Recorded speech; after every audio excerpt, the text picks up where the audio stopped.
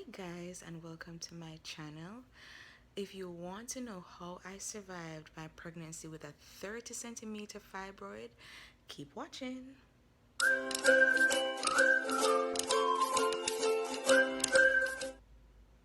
Welcome. I'm Kamala, and if you're new, I started this channel to document my health journey. I found out while I was pregnant last year that I have a huge fibroid and it almost threatened my life. And now I'm trying to shrink it, and it has been shrinking. The last ultrasound that I did, it had shrunk, and I'm continuing to try and shrink it naturally. So I'm documenting it so I can help others, and also I'm kind of putting myself out there so others can help me. So if you're in a similar situation, let me know in the comments what you're doing to shrink yours. So today I thought I would go into more detail about my pregnancy journey. As I said in a previous video, I was not planning on getting pregnant. It was a surprise pregnancy, but turned out to be a blessing because now I have my beautiful, amazing baby boy. But as I said, I was not trying to get pregnant, so I probably should have. I feel like pregnancy is something you should plan, to be honest, because if I had planned it, I would have been preparing my body in advance. I would have been getting checkups. I would have, you know, known that there was a fibroid. Um, I also was misdiagnosed while I was pregnant, so that's why it took some time for them to discover the fibroid. And to be honest, I don't even know how it was missed. It was huge. I mean, it is huge. So I don't even know how that was missed. And I had several ultrasounds before it was caught. So that is still a mystery to me as to how they missed it, but they missed it. I was misdiagnosed initially as having hyper something gravidarum something. I'm gonna look up the correct word and put it in the description box. And basically, with that condition, some women just have a horrible pregnancy. So I wasn't planning on getting pregnant. I ended up pregnant. I was still doing a lot of stuff that I probably should not have been doing. Like lifting heavy stuff and so on. Trying to do a lot of things in preparation for the baby. And I thought that's why I was getting sick. And my first trimester, by the way, was pretty uneventful. I didn't even have morning sickness or anything. Um, I just felt different. I didn't really have any pregnancy symptoms. You know how some people, like, their breasts start to swell, they get nauseous. That was not my experience. It was pretty flawless. I was having fun. I was doing a lot of stuff that I shouldn't be doing, though, like, as I said, lifting heavy stuff because we had a business, a moving business. So I would be helping with the moves, just doing stuff that a pregnant woman should probably not be doing. But I was like, I'm strong, I can do it, it's fine. And then the second trimester hit, and that's when all hell pretty much broke loose. I became unbelievably sick. Like, I would throw up every second.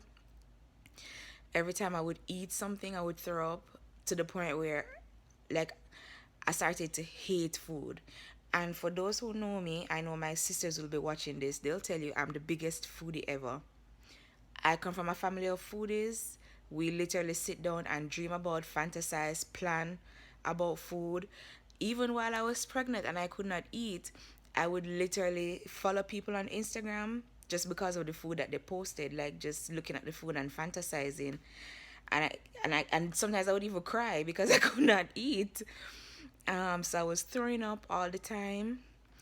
Um, and we would go out a lot too, and sometimes we'd be at a restaurant and it would just be coming up, and I would have to run to the bathroom. And I would have to make sure that whenever we went out, we would sit close to the bathroom, or as soon as I went in, I had to mark where the bathroom was, because I knew that at some point I would throw up.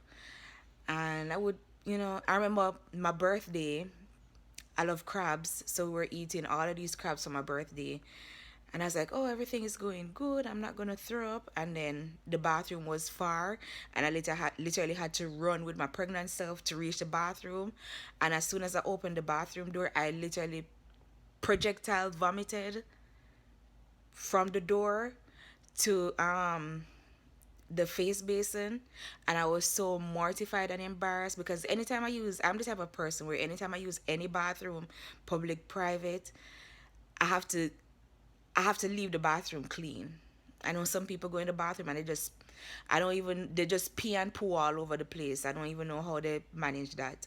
But I have to leave the bathroom clean, and there was like some of the throw up ended up on the floor. So I had to be in the bathroom trying to clean it up. It was a mess. It got to the point where I didn't even want to go anywhere anymore because I'm like, what's the point? I'm just gonna throw up anyway, so why even try? But you're growing a human being, so I had to try.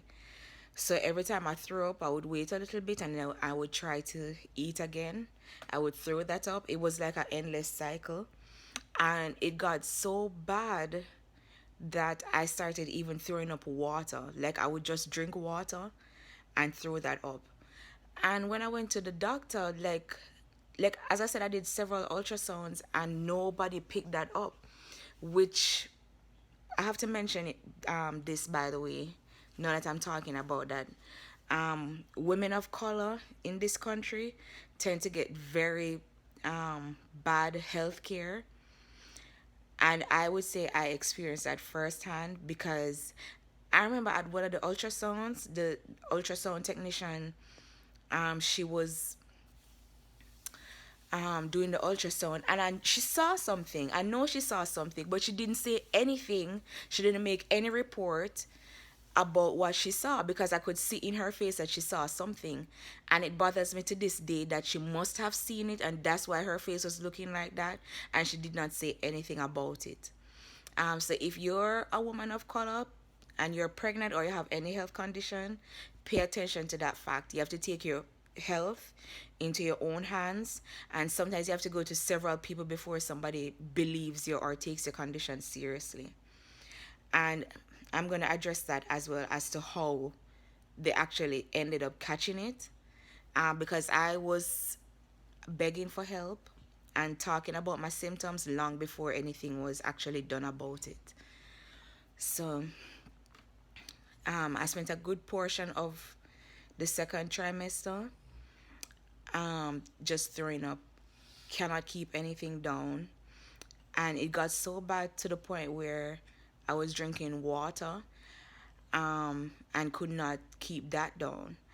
And I ended up unintentionally on an all liquid diet. Like I would drink Gatorade. Gatorade is one of the only things I was able to keep down. And then eventually I couldn't even keep that down. And those little like icicle pops. In Jamaica we call that suck suck. I don't know if those long tube things, I don't know what they're called. So that's literally the only thing I could keep down, and eventually I couldn't even keep down that. And as my doctors ended up saying, it's as if something supernatural was going on with me, because when I got to the point where I could not keep down anything, even water, I literally became very weak, very emaciated, and I'm gonna go into how much weight I actually lost. And it got to the point where I didn't have any energy. I was just in bed. I wasn't eating, and I literally went at least 2 weeks without eating anything. So I have no clue how it is that myself and my child are alive, because I don't know how you can be pregnant and go 2 weeks without eating anything or barely drinking any water, and we still made it. That's only God. That's all I can say. So yeah, that's it for my second trimester. In the next video, I'm gonna discuss my third trimester, which is when the proverbial crap hit the fan. So stay tuned.